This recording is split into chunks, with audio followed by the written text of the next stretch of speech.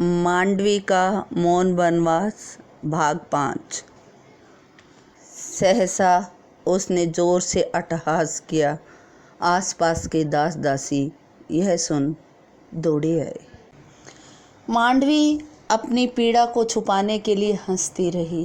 वह जानने की कोशिश कर रही थी कि उसे किस कसूर की सज़ा मिल रही है। उसने दर्पण में अपने उदास चेहरे को देखा और जंगल की तरफ चल पड़ी। उसके कदम लड़खड़ा रहे थे। पैरों में कांटों की चुभन भी उसे महसूस न हो रही थी। ओढ़नी तो धरती को चूमे जा रही थी।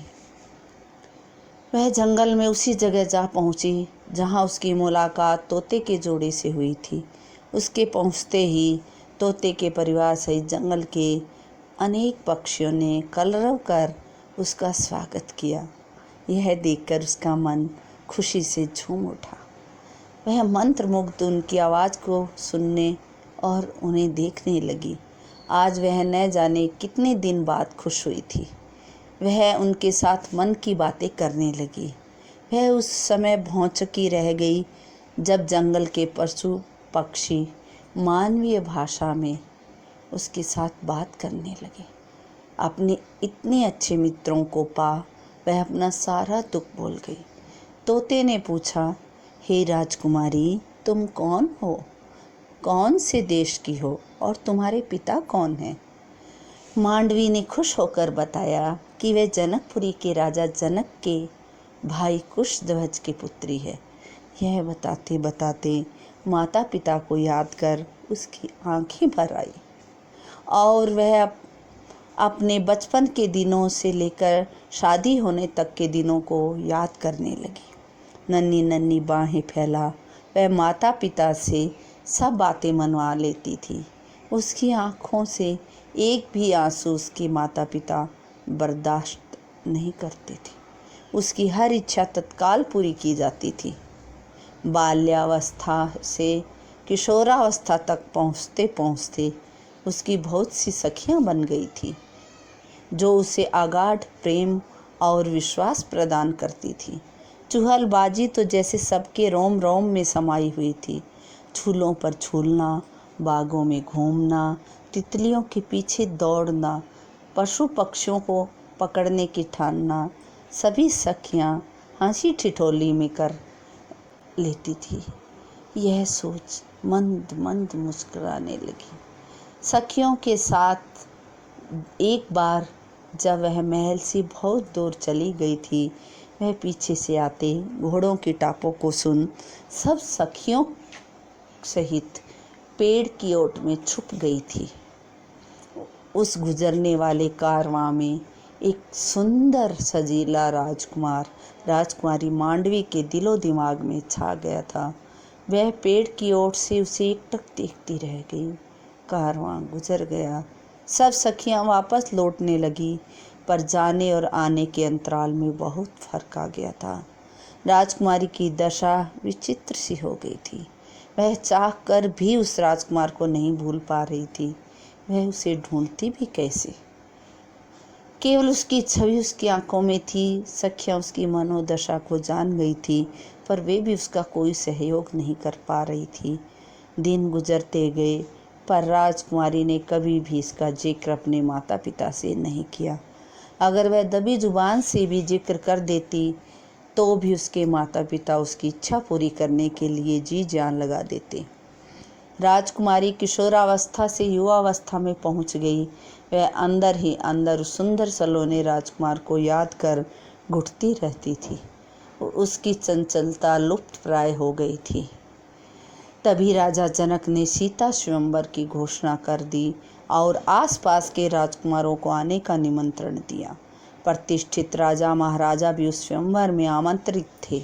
यह सुन मांडवी का मन मयूर हो नाच उठा। मुरझाई हुई कली खिली हुई कली की भांति पूरे घर आंगन में घूम रही थी। आज उसका यह रूप देख माता पिता दंग रह गए। बहनें खुशी का कारण पूछ रही थी। सखियां उसकी मनोदशा को जानती थी। वे भी आज बहुत प्रसन्न थी। धीरे धीरे स्वयंवर की तिथि नजदीक आती जा रही थी। पूरी जनकपुरी उत्साह से भरी हुई थी। उसे दुल्हन की तरह सजाया जा रहा था। पूरी नगरी की तरुणियां अपने आप को संवारने में लगी थी। सब अपने हम उम्र राजकुमार की कल्पना में खो रही थी। ढोल नगाड़े अपनी आवाज़ों से पूरे वातावरण को मंत्रमुग्ध कर रहे थे। समय आगे बढ़ता जा रहा था। आज वह तिथि भी आ गई थी जब राजकुमारी सीता का स्वयंवर होने जा रहा था। मांडवी सोच रही थी, काश मैं भी सीता जैसी कोई भूल कर देती। पर अब क्या हो सकता था। बचपन से किशोरावस्था आ गई थी। अब तो वर्तमान में ही जीना था। देश विदेश के राजा महाराजा राजकुमार गंधर्व किन्नर आदि स्वयंवर में हिस्सा लेने आ रहे थे। राजा जनक द्वारा उनकी आवभगत की जा रही थी और उनके जलपान व रहने की व्यवस्था हो रही थी। जनकपुरी की सुंदरता की सब प्रशंसा कर रहे थे। सबके मन में राजकुमारी सीता को देखने की उत्सुकता थी।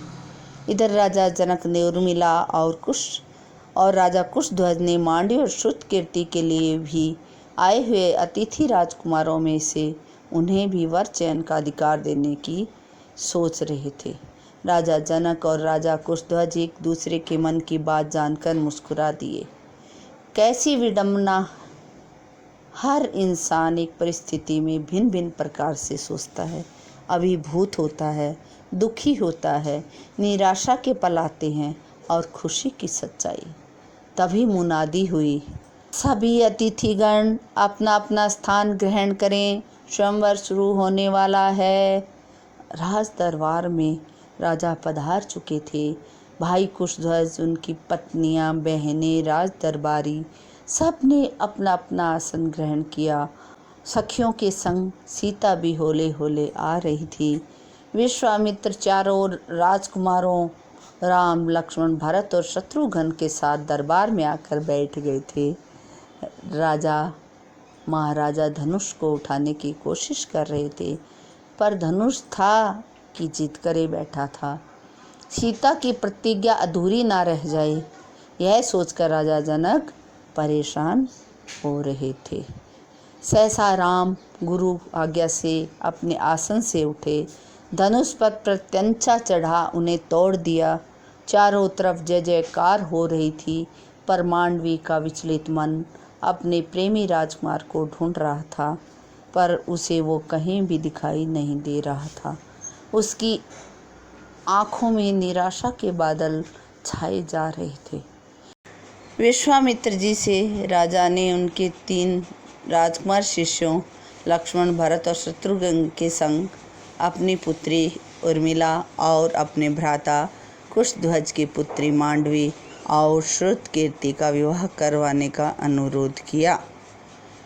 सहसा तोते और तोती की मीठी ध्वनि ने राजकुमारी के तंद्रा को तोड़ा। उसने देखा कि चारों तरफ अनेक पशु पक्षी बैठे उसे निहार रहे हैं। अनेक तरह के फलों का अंबार लगा दिया है। वह भूखी तो थी ही, उसने जी भरकर खाया और वे नम्र दृष्टि से सबको देखकर अपने हाथों के स्पर्श से सबको प्यार किया। मांडवी आज बहुत खुश थी। सांझ होने लगी थी और वह महल की ओर चल पड़ी। महल में प्रवेश करते ही उसको आभास हुआ कि कई आंखें उसे घूर घूर कर देख रही थी। उसे थोड़ा भय लगा, पर फिर उसने अपने डर पर काबू पाते हुए अपने कक्ष की ओर कदम बढ़ा लिए। कक्ष में उसने अपने वस्त्र बदले, जलपान कर सोने वाली ही थी कि द्वार पर खटखटाने की आवाज़ हुई। उसने द्वार खोला तो श्रुतकीर्ति को पाया। वह उसे अंदर लेकर गई और पास बैठाया। श्रुतकीर्ति प्रश्न पूछती, इससे पहले ही उसने उर्मिला के बारे में पूछा। उसने बताया कि जब से भैया राम लक्ष्मण सीता महल से गए हैं, तभी से उन्होंने अपना होश खो दिया है। राजवैद्य उपचार में लगे हैं पर रोग का कारण नहीं समझ पा रहे। मांडवी ने लंबी सांस छोड़ते हुए अफसोस जताया। श्रुतकीर्ति ने भी उनका हाल चाल पूछा और सोने का आग्रह किया। श्रुतकीर्ति के जाने के बाद वह अपने ख्यालों के ताने बाने में फिर से खो गई और निद्रा देवी ने उसे अपने आगोश में ले लिया। आज कई दिन बाद वह चैन की नींद सो पाई थी। अगले दिन सूर्योदय हुआ तो वह उसके लिए आशा की किरण लाया था, क्योंकि आज वह अपनी मांडवी के मौन वनवास की स्वीकृति दे रहा था। उसने आज राजमहल के वस्त्रों को पूर्णतः त्याग दिया था और एक साधारण स्त्री की भांति वह महल के अंदर परिचारिकाओं संग कामकाज करने लगी। सहसा सुमित्रा की दृष्टि मांडवी के वस्त्राभूषणों पर पड़ी। वह चौंक उठी कि आज उनके घर की बहू को क्या हो गया। वह एक वनवासिनी के से वस्त्र कैसे पहने हैं। उसने मांडवी को बुला भेजा, जहाँ तीनों रानियां बैठी हुई थी। तीनों महारानी एक साथ विराजमान थी। माता सुमित्रा का चेहरा शांत था। माता सुमित्रा ने मुस्कुराकर मांडवी का स्वागत किया। उसने माता सुमित्रा के पैर छुए और उनसे बुलाने का कारण पूछा। तीखी नज़रों से कैकेयी ने भी उसे ऊपर से नीचे तक देखा। कौशल्या ने भी उदास और फीकी नज़रों से पूछा, हे पुत्री, तुम्हें क्या हो गया। उसने कौशल्या और कैकेयी के पैर छुए और कहा, माँ मैं ठीक हूँ, और नज़रें झुका ली। मांडवी के अंतर्द्वंद को कोई ना समझ पा रहा था। माता कौशल्या और सुमित्रा शांत थी, किंतु कैकेयी से ना रहा गया। उसने सख्त लहजे में मांडवी की मलिनता का कारण पूछा। मांडवी ने व्यंग्यात्मक मुस्कान के साथ प्रश्न भरी दृष्टि से कैकेयी को देखा, पर उसने कहा कुछ भी नहीं, बस हाथ जोड़े कक्ष से बाहर आ गई। वह बगिया में जा साग सब्जी और फूल इकट्ठे करने लगी। उसने फिर घर आ स्नान किया, पूजा पाठ किया और जंगल की ओर चल पड़ी। अब जंगल और महल में दूरी ना रही थी। पैरों में कांटों की चुभन मीठा एहसास देती थी। पक्षियों की आवाज़ ऐसी लगती थी मानो उसे पुकार रहे हों। जंगली पशु भी उसे भयभीत नहीं कर रहे थे। वह अपने जंगल के उन साथियों से मिलने जा रही थी जो उस वनवासिनी के सच्चे हितैषी थे। आज उसने जंगल में जा अपने लिए कुटिया का प्रबंध करना शुरू कर दिया था। हाथों के पोरों से खून निकल आया था, जो मांडवी के मौन वनवास का साक्षी था। वह फिर भी विचलित ना हुई। वह सोचे जा रही थी कि अगर पति ने पति धर्म नहीं निभाया तो क्या हुआ। मैं तो अपने पति के साथ पत्नी धर्म जरूर निभाऊंगी। उसकी आंखों के कोने गीले हो चुके थे। दर्द से सीना फटा जा रहा था। वह बार बार भरत के व्यवहार को भूलने की कोशिश कर रही थी, पर भूल ना पा रही थी। वह जितना भूलने की कोशिश करती, उसके जख्म उतने ही हरे होते जाते। वह अपना कसूर ढूंढ रही थी। वह बार बार अपने आप से अपनी गलती पूछ रही थी, पर उसे कोई उत्तर ना मिल पा रहा था। वह फूट फूट कर रो पड़ी। इस बियाबान जंगल में भी उसके आंसू पोंछने वाला कोई ना था। वह सुबक सुबक कर अपने आंसू खुद ही पोंछे जा रही थी। पशु पक्षी भी उसकी दशा पर दुखी हुए जा रहे थे, पर वे तो उसे खुश करने की कोशिश ही कर सकते थे। बस सहसा तोते के नन्हे मुन्ने बच्चे उसके कंधों पर जा बैठे। वह अपना दुख भूल कर उन्हें प्यार करने लगी। उन्हें सहलाते सहलाते उसे आभास हुआ कि उसकी तो कोख भी सुनी है।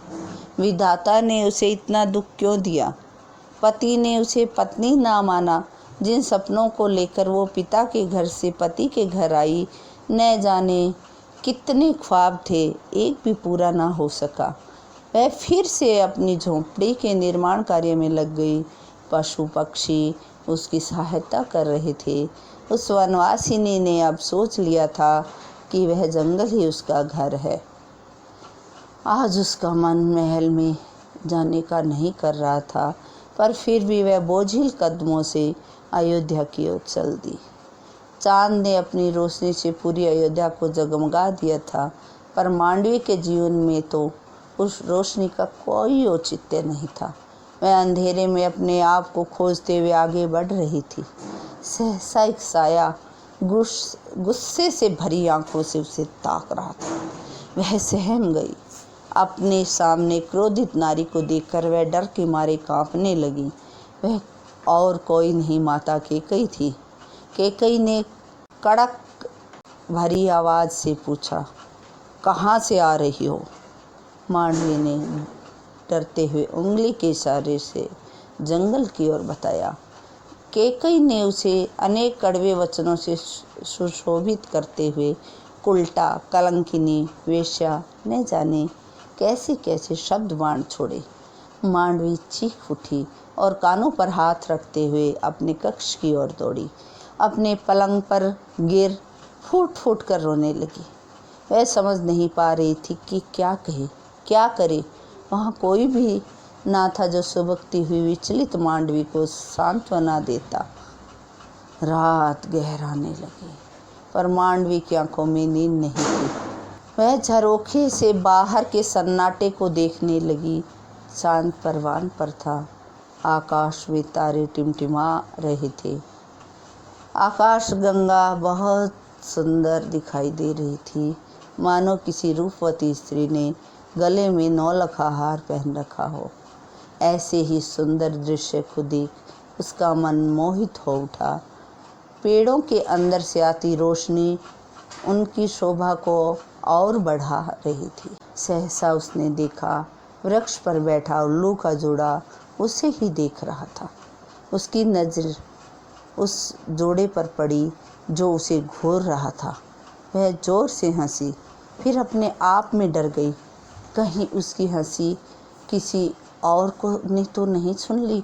वह उठकर बाहर आ गई। धीरे धीरे चलती उसी पेड़ के नीचे आई जिस पर वह उल्लू का जोड़ा बैठा था। वह उसके क्रियाकलापों को देखने लगी। उनके प्रेमालाप को देख उसे फिर भरत की याद आ गई। वह सोचने लगी, ऐसे बेदर्दी बालम को पाकर मैंने कुछ भी तो ना पाया। उसने सिर को झटका और खड़ी हो गई। कुछ भी सोचे बिना जंगल की ओर चल पड़ी। रास्ते में रात के अंधियारे को देख थोड़ा डर भी लगा, पर उसके कदम ना रुके। जंगली जानवरों की आवाज़ें उसके मन में भय पैदा कर रही थी, पर उसके दृढ़ निश्चय को वह भी नहीं टिका सकी। बियाबान जंगल में हवा साए साए कर चल रही थी। वह बढ़े चल रही थी। अचानक उसने देखा, सामने सफ़ेद वस्त्रों में एक स्त्री उसकी ओर चली आ रही थी। दिव्य प्रकाश था उसके चेहरे पर। मांडवी ने डर के मारे आंखें बंद कर ली और हाथ जोड़ लिए। उसे एक मधुर आवाज़ सुनाई दी, पुत्रे, इतनी रात गए इस बियावान जंगल में क्या कर रही हो?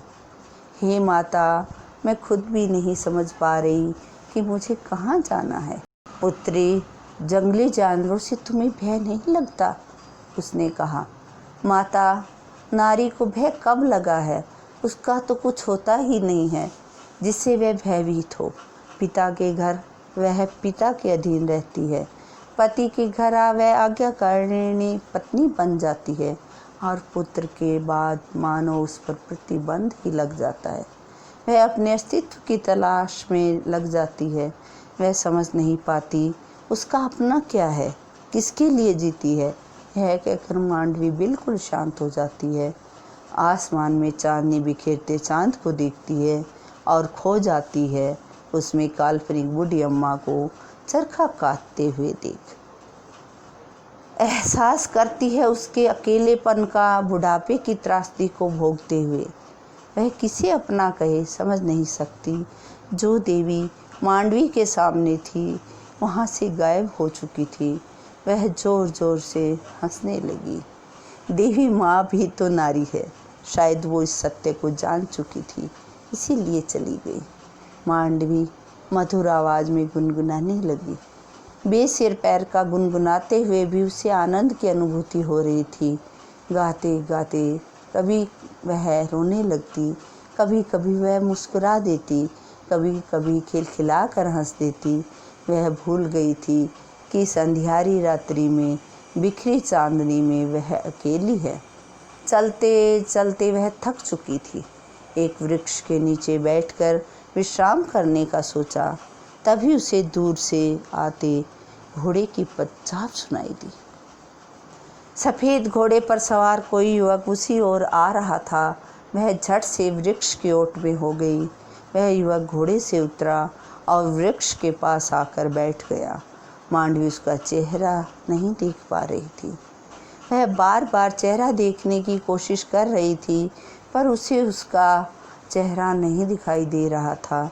सहसा उस युवक ने एक चित्र को हाथों में लिया और निहारने लगा। दुबला पतला कृष्णकाय युवक किसी अच्छे घर का लग रहा था। चित्र को देखकर रोने लगा और होठों से बुदबुदाते हुए बोलने लगा, हे ईश्वर, मुझे मेरी प्रियतमा से मिला दो। मांडवी की उत्सुकता बढ़ गई। वह युवक और चित्र को देखने की कोशिश करने लगी, पर रात्रि की वजह से उसे देख नहीं पा रही थी। पेड़ के पत्ते हवा के झोंके के साथ चित्र में छिपे हुलिये को भी नहीं देखने दे रहे थे। अचानक उसकी बेजनिया ने आवाज़ कर दी। युवक का ध्यान भंग हुआ। वह डर गया और इधर उधर देखने लगा, पर उसे यह आवाज़ जानी पहचानी लगी। उसने अपनी आँखों को चारों तरफ घुमा कर देखा, फिर उसने अपने हाथ में लिए चित्र को समेटा और जानने लगा। सहसा मांडवी की नज़र उस पर पड़ी। वह व्याकुल हो उठी। वह चीख पड़ी और सुबक सुबक कर रोने लगी। यह वही युवक था जिसे उसने किशोरावस्था में देखा था। युवक ने भी उसे देख लिया और उसके पास आया। वह भी मांडवी को देख चौंक उठा। जो नारी चित्र में थी, वह उसके सामने मूर्त रूप में खड़ी थी। वह अपने जज्बातों को रोक न पाया और मांडवी का चेहरा अपने हाथों में ले निहारने लगा। उसकी आंखों से बहे आंसुओं, मांडवी के कपोलों से बहे आंसुओं से मिल धरती को भिगो रहे थे। दोनों ही अनजान थे, पर ना जाने क्यों ऐसा लग रहा था मानो वर्षों से जानते हों। जुबान एक शब्द भी बोल नहीं रही थी, पर आंखें एक दूसरे को सब बता रही थी। दोनों को ही बीतते समय का पता नहीं चल रहा था। बस चुपचाप बिना पलक झपकाए एक दूसरे में खोए हुए थे। अचानक मांडवी उस युवक के सीने से लग रो पड़ी। युवक ने भी उसे अपनी बाहों में भर लिया।